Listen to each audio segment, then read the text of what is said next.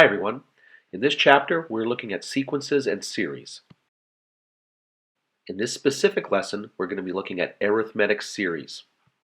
So before we talk specifically about an arithmetic series, let's talk about just what a series is. A series is the sum of a sequence. Okay, so it doesn't really matter what your sequence is. Okay, so in this example, we give 1, 5, 9, 13. Okay, as soon as you start adding those terms together, it becomes a series. Now, let's talk about what an arithmetic series is.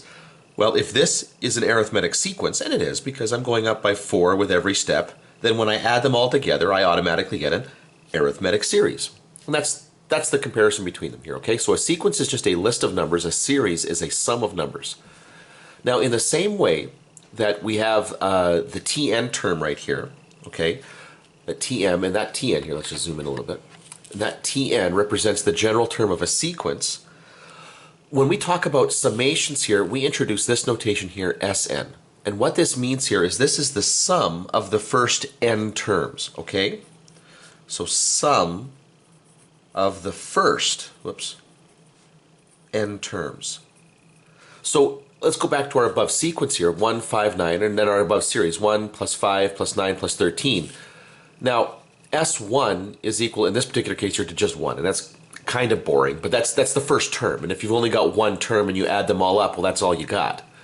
But S2, the second sum, is going to be the first sum, S1, plus 5. Okay, it's 1 plus 5, okay, the first two terms of the sequence, and that gives you 6. Okay, now, the reason why I do it like this is I write S1 here, because S1 is 1, okay? Let's just be clear. The first term is equal to the first sum. Now, the third sum is going to be the second sum, 6, plus the third term. Okay, so 1 plus 5 plus 9. Okay, 1 plus 5, remember that was the second sum. The fourth sum is going to be the third sum plus the fourth term. 1 plus 5 plus 9 was the third term, and when I add that fourth term, there's my fourth sum here. So we just want to see kind of how this builds here. There's a little formula here called a recursive formula. And it looks like this for summation. Sorry, you can't see it here. The sum of the first n terms is the sum of the n minus 1th term. And now just watch how that works here. So the sum of the second term is the first sum plus the second term. The third sum is the second sum plus the third term. The fourth sum is the third sum plus the fourth term. That's really what this little equation is stating here. Now, you're really not going to get asked too much about that. But it's just an interesting point to make up how that formula grows there. In any case here, when I give you a subscript, I'm asking you to find the sum of all those numbers up to that point. Now, let's zoom out a little bit here. I'm going to show you how you do this. And the method that we're going to use here is attributed to a very famous mathematician named Gauss. The story goes that when he was young, there was a teacher that was trying to basically get him out of his or her hair, and so the teacher sent him out to add up the numbers 1 to 100. Now, I don't know if this is true. I don't think anybody can really verify this or not. I don't know, but hey, why let the facts get in the way of a good story? It's cute. The story goes that he was told to add up the numbers 1 through 100 when he was quite young, and he walked out the door, came back a couple moments later with the answer. And what he did essentially was this. He took the numbers from 1 to 100, just thought them out like this. It's 1 plus 2 plus 3 plus ... plus, 98 plus 99 plus 100. And then it occurred to him, you know what, if I write these things in reverse order and write this as 100 and 99 and 98 ... plus 3 plus 2 plus 1. And if I add those straight down, I'm going to get 101 plus 101 plus 101 plus, and it's going to be a whole bunch of 101s all the way along here. In fact, there will be 100 of them. Okay, so the total sum here, now if we throw in our sum here, the sum of the 100 terms is equal to this. Well, this is the sum of the 100 terms as well, just backwards. So when I add those together, this is 2 times the sum of those 100 terms. Well, I already know that there is going to be, 2 times the sum of 100 terms there is going to be, well, 100 times that. So 10,100. Now if I divide by 2, the sum of the 100 terms is going to be 5,050, and that's actually exactly what it is. Okay?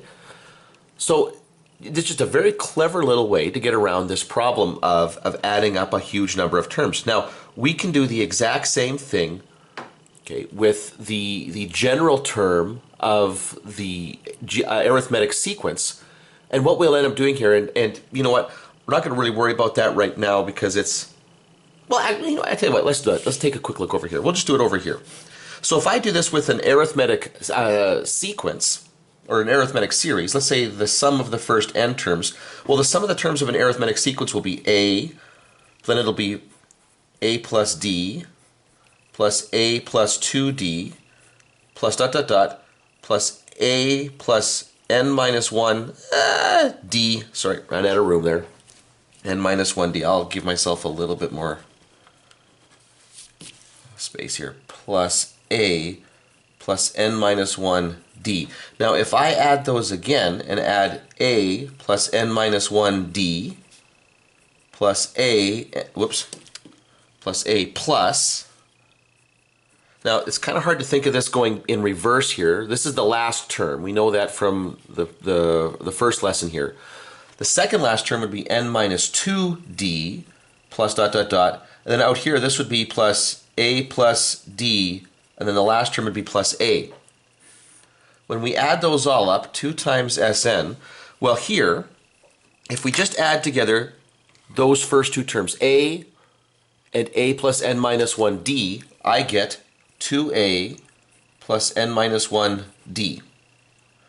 Plus, if you add together the second term, a plus d, plus a plus n minus 2d, now this is a little harder to see here, but the a plus a is going to get me 2a. Now I've got n minus 2d and a d. Now, I'll tell you what, if we just take a quick look at that, just take a quick look up here. D plus n minus 2d, just multiply that out. D plus dn minus 2d, and if you add the d's together, well, d and negative 2d is d. Take out the d and, oh, would you look at that, n minus 1d. So this is going to become n minus 1d, and you can probably figure out that that's going to be the same all the way across. Okay, every time I add those terms from this sum to this sum, every individual, now remember, this is the term here, a plus n minus 1d. This is the next term, a plus n minus 2d, and so on. There's it's a little complicated. There's more than one term in that term. How many of those will there be? Well, I'm adding the first n terms, so there's going to be n of them. So I can simplify that whole expression to that and then divide by 2, because I had this sum twice. And there's the sum of an arithmetic series. And you'll see that there's two different equations that we can use here. Now, this second equation, I'll zoom in a little bit here. Here's the one that we just derived, and this second equation here is a little bit more of a straightforward way of dealing with it here. If you take the a, split this up into two a's here, make this n over 2, a plus n minus 1d. I mean, that, and all I've done is separate that out here. Notice that a plus n minus 1d is the nth term of that sequence. Okay, so this is just another way of writing it. This one is useful if you know the last term. This is useful here if you don't know the last term, but you do know the common difference and you know how many terms there are. Use a formula to determine the sum of the following: 27 plus 32 plus 37 out to 72. Okay, well, to find the sum indicated in this particular problem here, and I'm summing the numbers from 27 to 72, and there's a pattern here. I could go through and add those all up, but if you do, you're missing the point here. Notice that the first term here is 27, so I know a is equal to 27. Okay, additionally, notice that to go from 27 to 32, I added 5. To go from 32 to 37, I added 5. So I can tell you right now that my d value here is 5. Just take a look here. There's 1, 2, 3, 4, 5, 6, 7, 8, 9, 10. There are 10 terms in this series, so n is equal to 10. Now, that's enough information for me to figure out what the sum is without having to go through and add each of those individual terms up. Okay, so what I've got here is I'm going to figure out the sum of the first 10 terms. I'm just going to use that first formula that I had up here because I've got all the information I need. Okay, I know this is going to be 10 over 2, and it's going to be 5 in just a second here. 2 times a, okay, well a was 27, plus 10 minus 1 times d. Once I've got it here, this is now just calculator work. So I'm going to go to my calculator.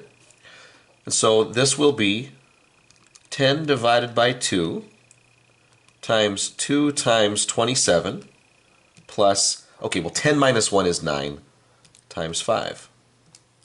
And the answer is 495.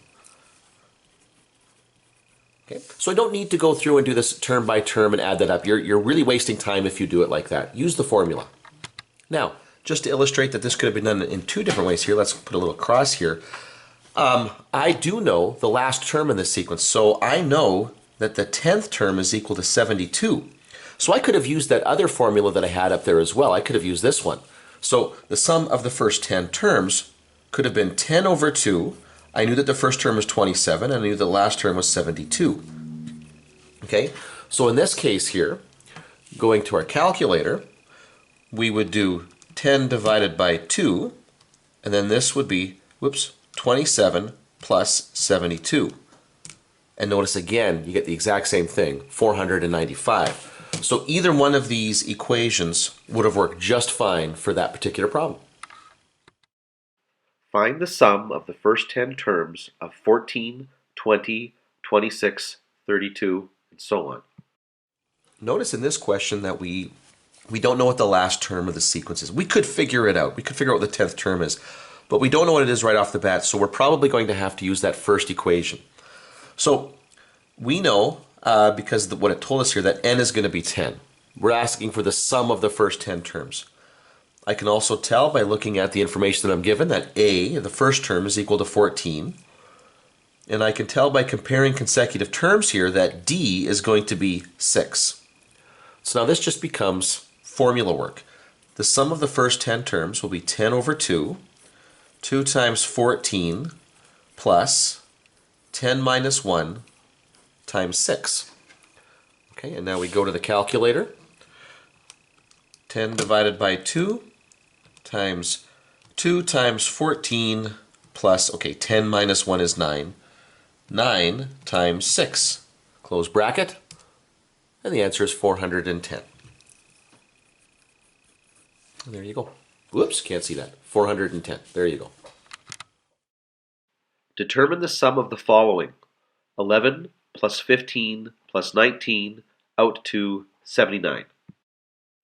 So in this question here, when we're asked to determine this sum, notice that in this case we do have the last term of the sequence, which is great, which probably means I'm going to be using that second summation formula that I have. Now, the problem with using that second summation formula, and this, by the way, is likely going to be about the hardest question you're going to get in this chapter.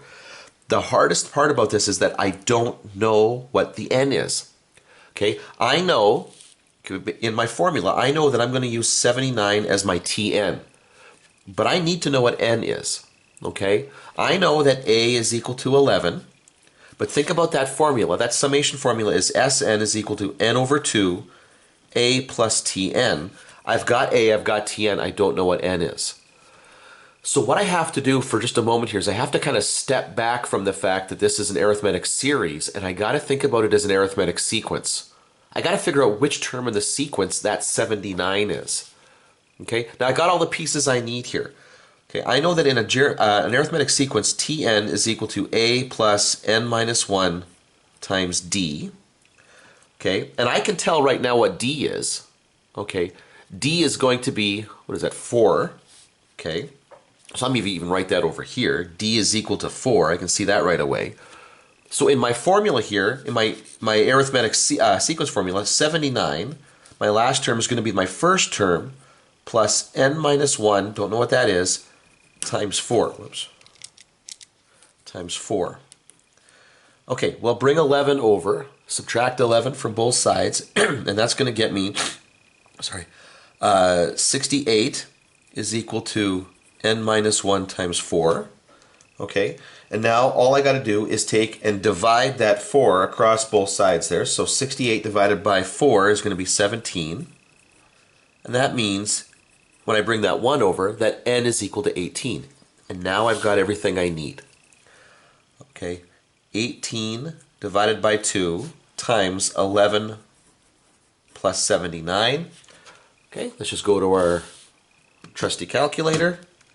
Okay, 18 divided by 2 times 11 plus 79, close brackets, and we get a sum of 810. So our sum here is 810.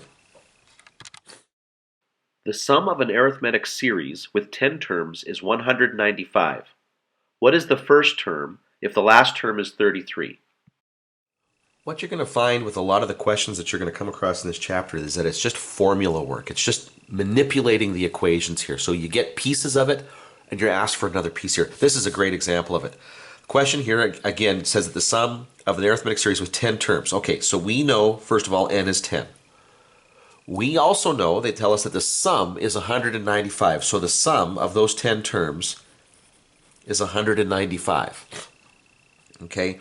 We're asking for the first term, don't know what that is, but we're told that the last term, now when we say last term, because there's 10 terms, this is the 10th term. Okay, we know that the 10th term is 33. Well, because I know what that last term is, I know that I can use this equation right here. Sn is equal to n over 2 a plus tn. And if I plug everything in, if I plug in as 10, this becomes S10. It's going to be 195. It's going to equal 10 over 2 times a, I don't know what that is, that's the whole point, plus 33.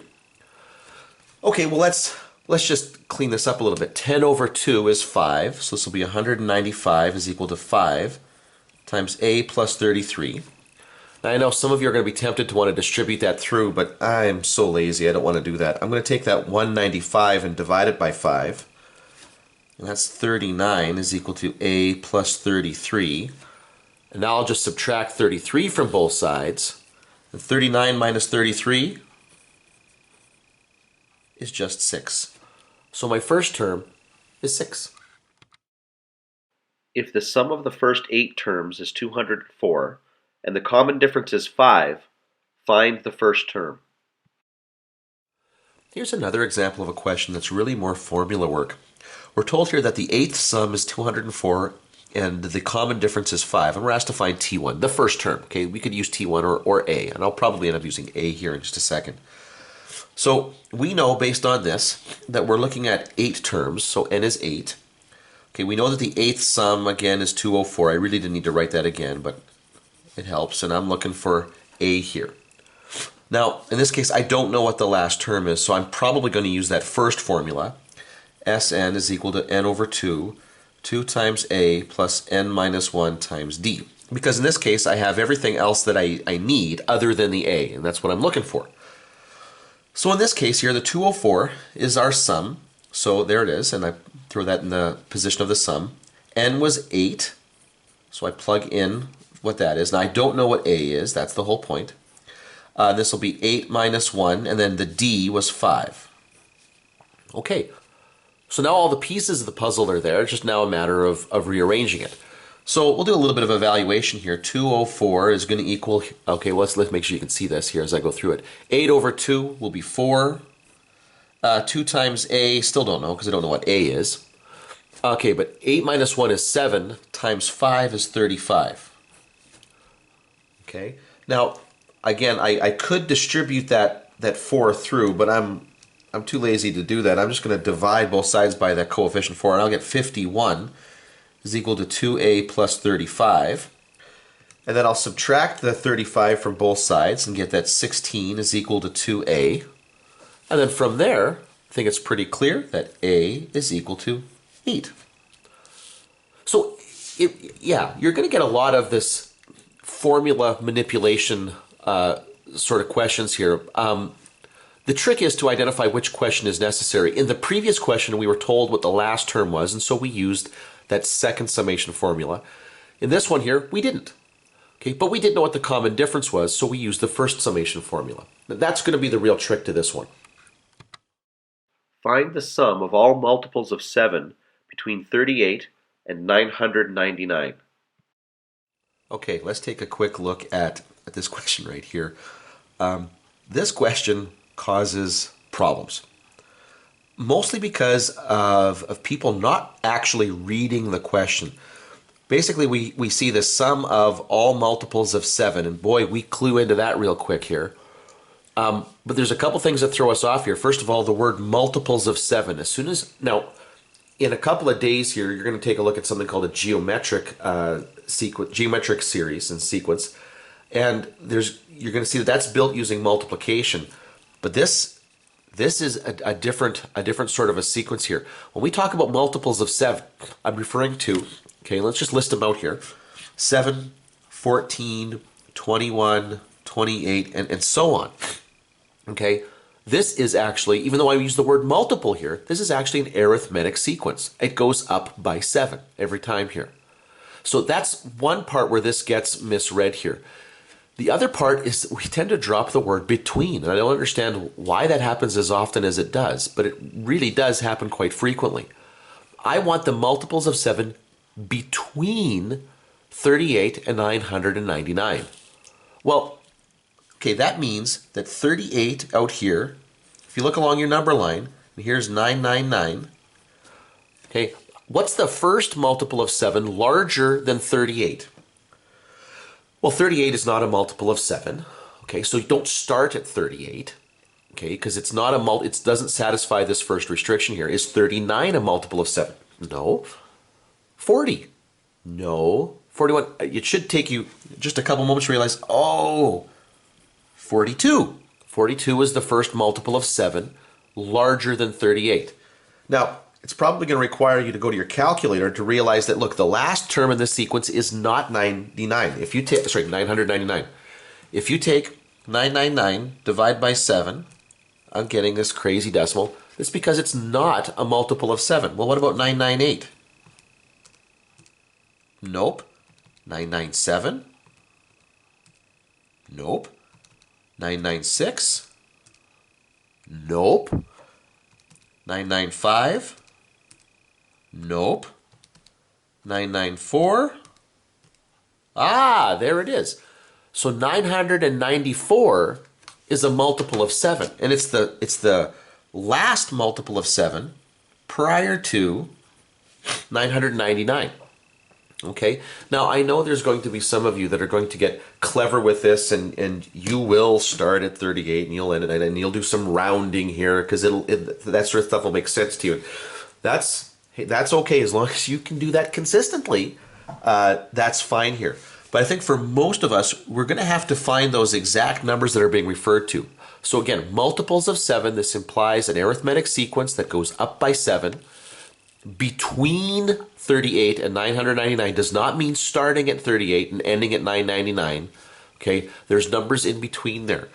So my first term here is 42. My last term here, Tn, I don't know what it is. It's going to be 994. Now what I got to do is I got to figure out which term in the sequence this is. Okay, so I've got to use my sequence my general term of an arithmetic sequence to figure out which term in the sequence that is. And I know that some of you are going to look at this and say, oh, Mr. Clausen, it's so obvious. This is what you do, blah, blah, blah.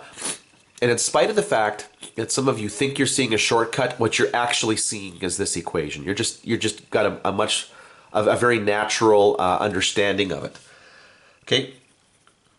Because I've seen people do that when they look at me and they say, well, why don't I do it this shortcut way?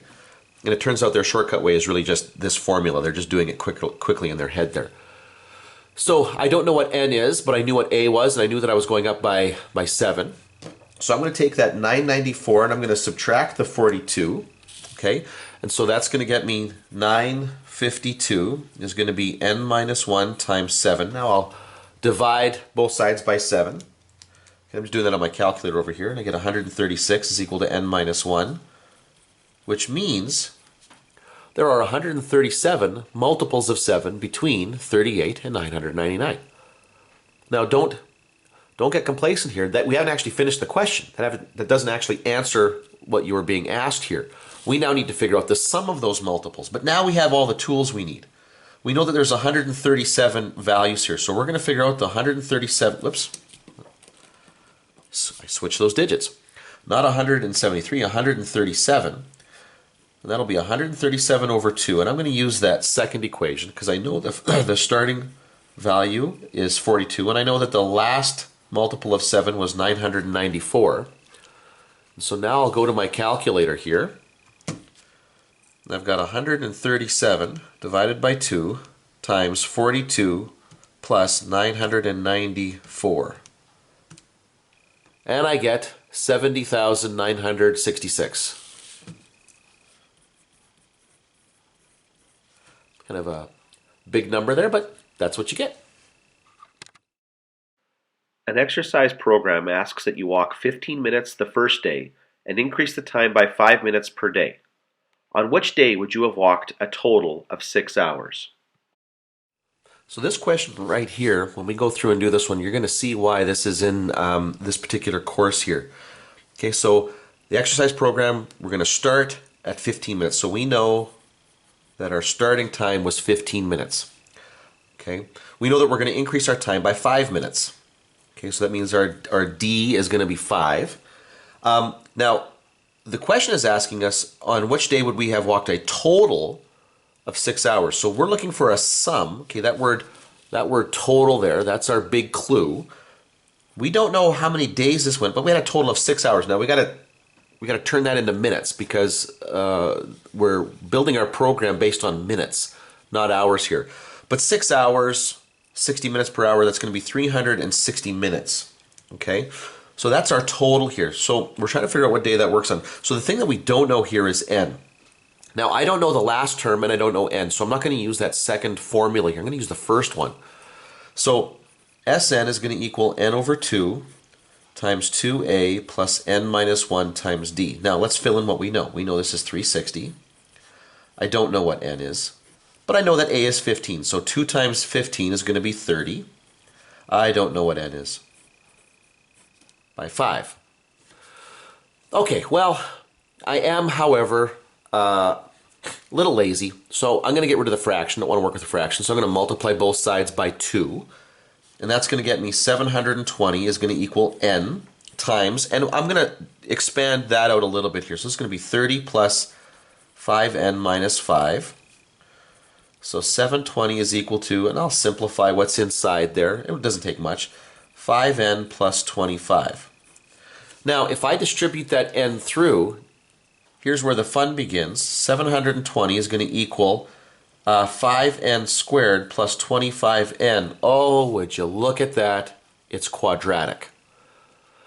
Okay, so how do we solve a quadratic? Well, we bring that constant over so that it's equal to 0. 5n squared plus 25n minus 720, and we factor. If we can't factor, and I can hear you saying it now, quadratic formula, exactly. So, but I'm going to divide this out by 5 first. There's a common factor of 5 to all those terms. So even the 0, when you divide 0 by 5, it just stays 0. So I can divide everything by 5 without losing any information here. So this will become 5n minus 144. Okay, now we got to take a look here and think, okay, what are my factors of 144 that are going to differ by 5 there? And actually, I don't know right off the top of my head. So 144 divided by, oops. You know what? I'm not seeing it right off the top of my head, mostly because I'm feeling, actually, if you can't hear it, I'm feeling quite ill today. So I'm just going to use the quadratic formula. I'm just too lazy right now to put that much effort into it. So, sorry. This is going to be negative 5 plus or minus 5 squared minus 4 times a, which is just 1, times c, negative 144, all over 2 times a, which in this case is just 1. All right, well, let's simplify what's inside there. So 5 squared is going to be 25 minus 4 times negative 144. Okay, I see the problem. This is going to be negative 5 plus or minus the square root of 601 over 2. I do not have high hopes that that's going to work out to be a very nice number. So I'll just go to my calculator, take the square root, and it is not. That's okay though. That's okay. Because we'll talk about this in a second here. So I've got my square root of 601. I just did that on the calculator here. So now I'm going to plug that into the quadratic formula. And so I'll do negative 5 plus that square root, divide that by 2, and I will get 9 point, what do we got here? 9.8 if I round that to the nearest 10. So this is approximately.